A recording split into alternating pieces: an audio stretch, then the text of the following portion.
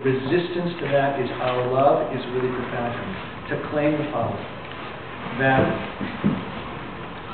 no two people have lived together, have not had the conversation around the toothpaste or around how the dishes are in the.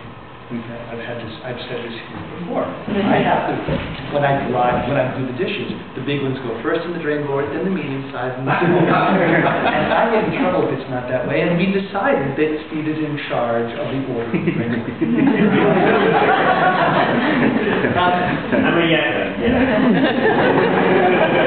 Now, there's no such thing. You can't live with another person unless you're going to figure out power arrangements of some kind. And here's what we do. We're demonstrating the possibility of love without hierarchy. We are the harbingers of an utterly new world of relationship without patriarchy. We are the people who are demonstrating the possibility. You don't need hierarchy to get along. And we're ready in the evolution of human consciousness to do this. Why? Our relationships have no embedded hierarchy. There's no moon against the sun to diminish and apologize for. We are all the moons and all the suns and therefore all equal. And we're praying, we are the people praying for the day that hierarchy is not the fallback position of conflict. Right? By the way, there's nothing more profound than figuring out how humanity can work out relationships without resorting to power arrangements that are all about hierarchy. What a profound way to claim what our love is about.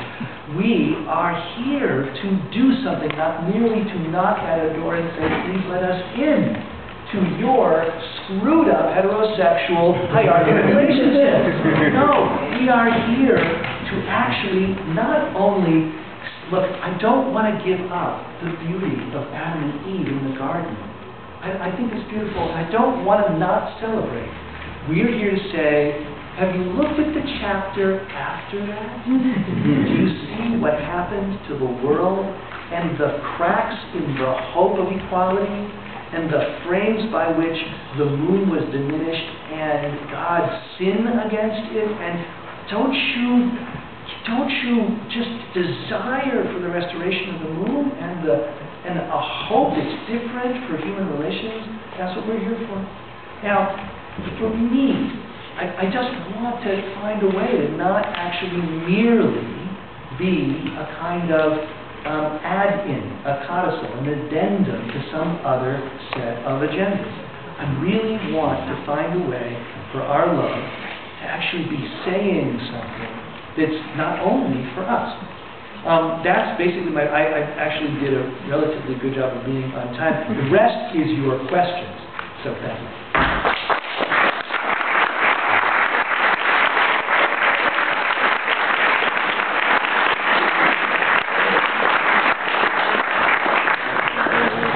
Go ahead, please.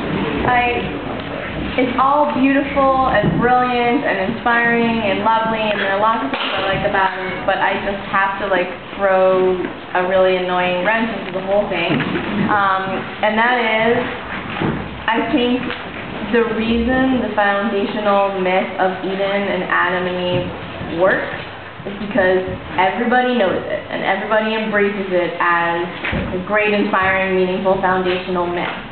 And as beautiful as, the moon and all this stuff, as beautiful as it is, and as much as I love Talmudic Agadah and think that Judaism has ignored it too much and we should all reclaim Talmudic Agadah, whatever, the fact that, there are a lot of Jewishly knowledgeable people in this room, and you were certainly very Jewishly knowledgeable, and you had to look for how long to find this, it's not anything that people know, that they resonate with, that they grow up with, that is understood as a foundational, great, brilliant Jewish story. The Exodus is this foundational story we all share. Sinai is this foundational mythology we all share. It's going to take 500 years to get to a point where, this is anything that anybody has ever heard of or finds at all inspiring. I'm patient. I'm not that patient. I think that's a real problem. It is, but I'll tell you, things change quickly. You give birth, how long did it take for Shlomo's Nehirim to travel in the world? How long did it take? A Nehirim moves very quickly. So it's just a question of our communal decision making, and there are a lot of reasons why I just think it's counterproductive for us to pretend. There are dangers with pretending to be Adam and Eve because it has a potential farcical appearance, and I don't want to be made fun of. I don't even want to feel like I'm pretending. It feels to me like, in a way, like dress up, to pretend that I'm Adam and Eve when I'm Adam and Steve, and it's a different Steve and Steve. But so I hear you. That's the educational task, and I'm willing to knuckle under an educational task. If you find a better myth, by the way, Right. let's go. Yeah. Please. So, what's the ritual? Okay. You're replacing the Shabbat Brachot with something about Kiddushin. What do you do? So the Kiddushin is a great ceremony, and the way you do this is, a chuppah is perfectly fine and wonderful because it's actually the symbolic of the home you're going to share. So I think it's fine. Breaking the glass is fine because not only for us is it about the breaking of the temple, but it's about the breaking after the creation. It is about the broken status of relationships that we're trying to fix. So it's a great metaphor for gay and lesbian people. The exchange of rings now plays a different scenario, and I would want to do it in the context of a shutafut. We would have a structure. This was done already in Yerushalayim, actually, about a year ago, with two women who I didn't know until recently I met them. Someone else, a friend of mine, was the Mesaderet Kiddushin, Tanya Tzion, and it was incredibly beautiful. They sent me a video of it. But what you do is you do a Kiddush Levana ceremony that incorporates a star shutafut that's read, a exchange of rings that is about shutafut, and then instead of the Sheva Brachot, you do Kiddush Levana. And part of Kiddush Levana, if you take a look, it's reciting psalms. They can be made beautiful. You don't have to recite all of them. And you go, literally, the whole crowd in the wedding is brought into the wedding, which is really marvelous. Imagine, let's do this just one time here, right? Just real quickly. Everyone turn to 3 people and say Shalom Aleichem, and have 3 people turn to you and say Shalom Aleichem, and you say to anyone who says to you Shalom Aleichem, Aleichem Shalom. Let's do it right now.